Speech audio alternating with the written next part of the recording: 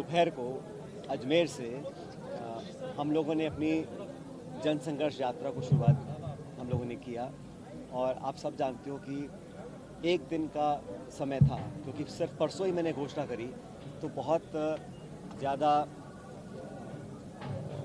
लोगों के बीच में हम लोगों को समय नहीं मिला था।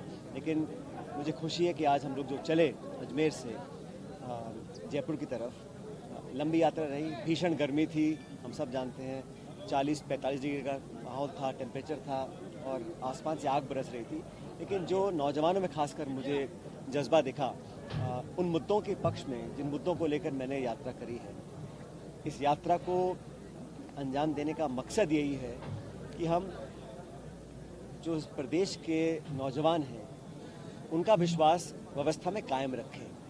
पिछले कुछ समय से ऐसा अनेकों बार हुआ कि जो बच्चे मेहनत करते हैं, बच्चे बच्चियां पढ़ लिख कर परीक्षा देते हैं, अनेकों बार वो परीक्षाएं लीक हुई, उनमें से कुछ कैंसिल हुई, कुछ बच्चे ओवरेज हो रहे हैं और एक बहुत बड़ा धक्का उस पूरे परिवार को लगता है जो बहुत मेहनत कर बच्चों के लिए, पढ़ाई के लिए, ट्यूशन के लिए, उनकी कोचिंग के लिए पैसा इकट्ठा करते हैं। और लगातार होने के बाद मैंने पहले से कहा कि इस पूरे पेपर लीक मामलों में जो भी लोग इन्वॉल्व हैं, कोई व्यक्ति है, कोई संस्था है, कोई संगठन है, कोई अधिकारी, नेता, जो भी हो, उसकी तह तक जाना बहुत ज़रूरी है।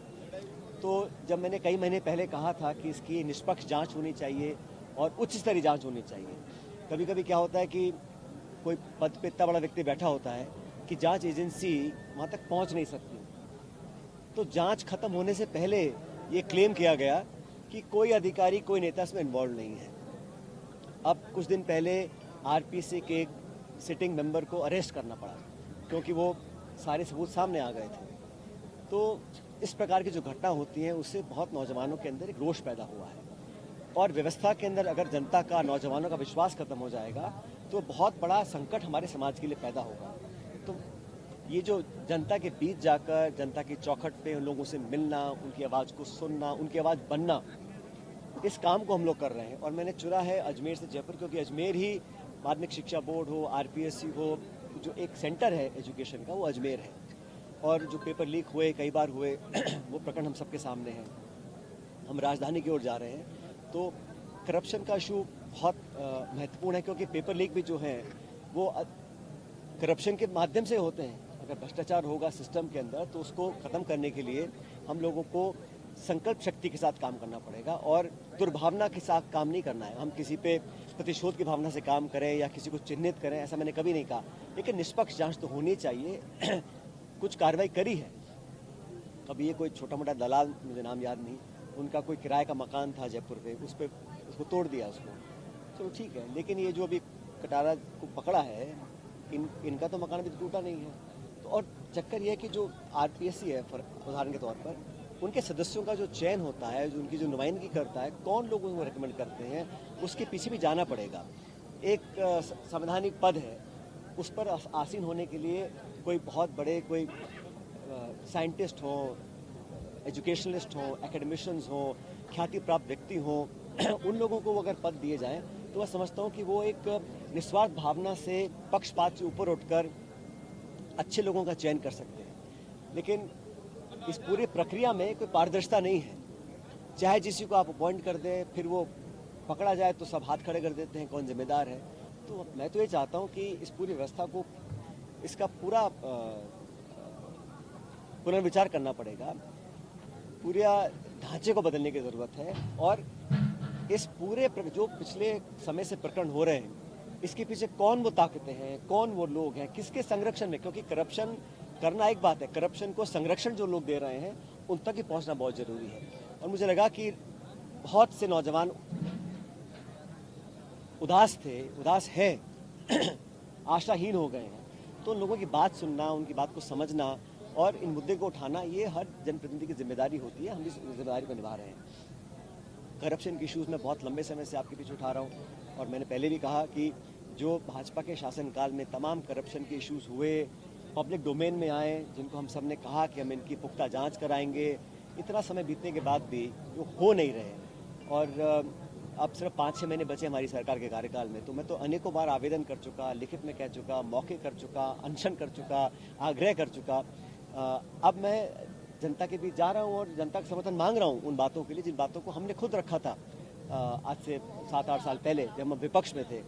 तो मुझे उम्मीद है कि इस यात्रा के माध्यम से पब्लिक, जनता, मतदाता हमारे साथ जुड़ रही है। और मैंने बार बार कहा कि यात्रा किसी के विरोध में नहीं है, ये किसी व्यक्ति या किसी के खिलाफ यात्रा नहीं है, ये करप्शन के खिलाफ यात्रा है। और कर्नाटक में भी जो रुझान अब आ रहे हैं उसमें लगता है कि कांग्रेस की सरकार बनेगी। आपको सवाल भी पता है, जवाब भी पता है, तो मुझसे क्या पूछे। मैंने जो इश्यूज़ हैं, मैं आप पहले से जानते हैं कि ये जो लिखित में मैंने बातें रखी थी, ये मैं उस समय के जो हमारे प्रभारी थे अजय माकन साहब, उनको भी ये सारी कॉपियाँ थी, पूरे नेतृत्व को पता था मैं क्या कहना चाह रहा हूँ। और मैंने अनशन जो किया वो वसुंधरा जी के करप्शन के खिलाफ किया है। मुझे समझ में नहीं आता ये पार्टी के अनुशासन को लांघने का केस कैसे बनता है। पार्टी का अनुशासन तो लांघा गया था 25 सितंबर को, जब सोनिया गांधी जी के एक्सप्रेस आदेश थे कि दोनों प्रभारी आ रहे हैं, मीटिंग कॉल करी गई। हमारे विधायक दल के नेता ने मीटिंग कॉल करी अपने घर पे, ऑफिशियल मीटिंग नहीं हो पाई। क्यों नहीं हो पाई? इस्तीफे दिए गए, 20-30-40 जो भी इस्तीफे दिए थे, और स्पीकर साहब ने कहा कोर्ट में कि वो इस्तीफे रिजेक्ट करने पड़े क्योंकि वो इस्तीफे अपनी मर्जी से नहीं दिए गए थे। तो किसकी मर्जी से दिए गए थे? क्या दबाव था? जहाँ तक बात डिसिप्लिन की है तो मापदंड सबके लिए बराबर है ना। अब जो हमारे साथी विधायक उस समय इस्तीफा दिए स्पीकर को, क्या सरकार संकट में नहीं आ गई थी? हम जब दिल्ली गए थे बात रखने के लिए, हम में से किस साथी ने इस्तीफा दिया? हमने कब पार्टी के खिलाफ बात रखी? सोनिया गांधी जी के खिलाफ। 25 सितंबर को जो हुआ वो सबके सामने है, उसके बाद जो हुआ वो भी सबके सामने है। तो ये कहना कि अनुशासन और पार्टी डिसिप्लिन सिर्फ एक पे लागू होता है दूसरे पे नहीं होता, ये बात गलत है। और पार्टी ने जो भी निर्णय अब तक लिया उसका सबका मैंने सम्मान किया है। जब पार्टी ने लगा कि मुझे पद पे नहीं रहना है अध्यक्ष और उप मुख्यमंत्री के, तो हमने इसको स्वीकार किया। हमारा दिल्ली में स्वर्गीय अहमद पटेल जी, बाकी नेताओं से चर्चा होने के बाद एक रूपरेखा तैयार हुई थी, कमेटी बनी थी, और ये कमेटी AICC ने बनाई थी, किसी छोटे मोटे नेता ने नहीं बनाई थी। कमेटी का स्वरूप तैयार हुआ, हमारा रोड मैप तैयार हुआ, उसके अकॉर्डिंग हम सब ने काम किया, हर चुनाव में प्रचार किया, भाजपा को परास्त किया, उपचुनाव में काम किया, कांग्रेस के लिए मेहनत करी, चाहे विधानसभा की वोटिंग हो, चाहे राज्यसभा की वोटिंग हो, हर जगह कभी भी किसी को मौका नहीं दिया कि हमने पार्टी लाइन से 1 इंच भी दाएं बाएं करने का काम किया है। लेकिन 25 सितंबर को जो हुआ वो तो इतिहास में पहली बार हुआ है। कांग्रेस पार्टी के इतिहास में पहली बार हुआ कि कांग्रेस अध्यक्ष के जो नुमाइंदे जा रहे हैं उनकी अवमानना हो, उनको बेइज्जत किया जाए, जलील किया जाए, और मीटिंग ना हो और उनको खालिया लौटा दिया गया। फिर नोटिस इशू हुए, उन नोटिस का भी कुछ अभी तक हुआ नहीं। तो पार्टी डिसिप्लिन सिर्फ 2-5 लोगों पे नहीं है, पूरी पार्टी पे लागू होता है। और कोई किसी भी संगठन से बड़ा नहीं है, चाहे कोई किसी पद पे हो ना हो, पार्टी सबकी बराबर है। तो मुझे लगता है कि इस बात का भी संज्ञान लोगों को लेना चाहिए। अब ऐसा है, नौजवानों के अगर पेपर लीक हो रहे हैं, कुछ ऐसे नौजवान हैं, बड़े दुख से मुझे कहना पड़ता है, कुछ लोगों ने अपनी जान तक ले ली है, जो लोग परेशान हैं, दर दर भटक रहे हैं और नाउम्मीद होते जा रहे हैं।